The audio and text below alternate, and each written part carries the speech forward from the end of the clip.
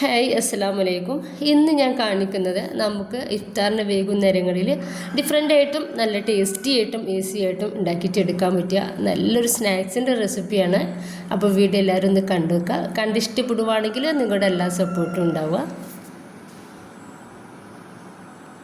അപ്പോൾ ഇതിന് വേണ്ടിയിട്ട് ഞാൻ ഒരു 4 കോഴിമുട്ട എടുത്തിട്ടുണ്ട്. അതൊരു മിക്സിയുടെ ജാറിലേക്ക് ഒഴിച്ചു കൊടുക്കുകയാണ്. ഇതിലേക്ക് ആവശ്യത്തിലുള്ള പഞ്ചസാര നമുക്കൊന്ന് ചേർത്ത് കൊടുക്കാം.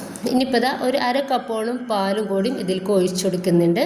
അപ്പം തന്നെ ഒരു 4 ഏലക്കായ കൂടി ഇതിലേക്ക് ഇട്ടിട്ട് നന്നായിട്ട് തന്നെ ഒന്ന് അരച്ചെടുക്കുന്നുണ്ട്. അപ്പോൾ ഇത് നന്നായിട്ട് തന്നെ അരച്ചെടുത്തിട്ടുണ്ട്. അതൊരു ബൗളിലേക്ക് ഒഴിച്ചു കൊടുക്കുകയാണ്. ഇനിയിപ്പോൾ ഇതുപോലെ കുറച്ച് ബ്രെഡ് ഇതുപോലെ ഒന്ന് കട്ട് ചെയ്തെടുത്തിട്ടുണ്ട്. അതിൻ്റെ ശേഷം ഞാനിതാ ഇതുപോലെ ഒരു ഫ്രൈ പാന് അടുപ്പത്ത് വെച്ചിട്ട് നന്നായിട്ട് ചൂടായിട്ടുണ്ട്. അതിലേക്ക് ഇതുപോലെ നെയ്യൊന്ന് തേച്ചെടുക്കുകയാണ്. എന്നിട്ട് നമുക്ക് ഓരോ ബ്രെഡും ഈ ഒരു മുട്ടയുടെ മിക്സിൽ നന്നായിട്ട് ഒന്ന് ഡിപ്പാക്കിയിട്ട് എടുക്കുക. എന്നിട്ട് ഈ ഒരു പാനിലേക്ക് ഇതുപോലെ വെച്ചെടുക്കുക. ചെറുതായിട്ട് ഒന്ന് റെഡി ആയാൽ തന്നെ നമുക്കിതൊന്ന് മറിച്ചിട്ട് കൊടുക്കാം.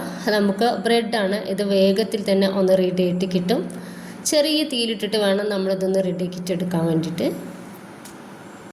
ഇനിയിപ്പോൾ ഓരോ ബ്രെഡ് നമുക്ക് പാനിൽ നിന്നും എടുത്ത് മാറ്റാം. ഇതുപോലെ തന്നെ ബാക്കി കൂടി നമുക്കൊന്ന് ചെയ്തെടുക്കാവുന്നതാണ്. ഇപ്പം ഞാൻ വേറൊരു പാൻ അടുപ്പത്ത് വെച്ചിട്ട് അതിലേക്ക് ഒരു 2.5 ടേബിൾ സ്പൂണോളം പഞ്ചസാര ഇട്ട് കൊടുത്തിട്ടുണ്ട്. അതൊന്ന് കാരമൽ ചെയ്തെടുക്കുന്നുണ്ട്. അപ്പോൾ നമ്മുടെ ഈ കാരമൽ ഏകദേശം ഒന്ന് റെഡി ആയിട്ടുണ്ട്. ഒന്നുകൂടി നമുക്ക് ഇതൊന്ന് കളറ് മാറി കിട്ടണം. അപ്പോൾ ഇത്രയും മതി. ഈ ഒരു സമയത്ത് നമുക്ക് ഈ ഒരു ബ്രെഡിൻ്റെ മേലേക്കായിട്ട് ഈ കാരമൽ ടീസ്പൂൺ വെച്ചിട്ട് ഇതുപോലെ എല്ലായിടത്തും ഒന്ന് സ്പ്രെഡാക്കി കൊടുക്കുക. നല്ല ടേസ്റ്റി ആയിട്ടുള്ള അതുപോലെ തന്നെ സിമ്പിളായിട്ടുള്ളതുമായിട്ടുള്ള നല്ലൊരു സ്നാക്സാണിത്. അപ്പോൾ എല്ലാവരും തയ്യാറാക്കി നോക്കുക. നിങ്ങളുടെ അഭിപ്രായങ്ങൾ കമൻ്റായിട്ട് അറിയിക്കുക. ഇഷ്ടമായിട്ടുണ്ടെങ്കിൽ നിങ്ങളുടെ എല്ലാ സപ്പോർട്ടും ഉണ്ടാവും. ഇൻഷാ അല്ലാഹ്. Okay, by.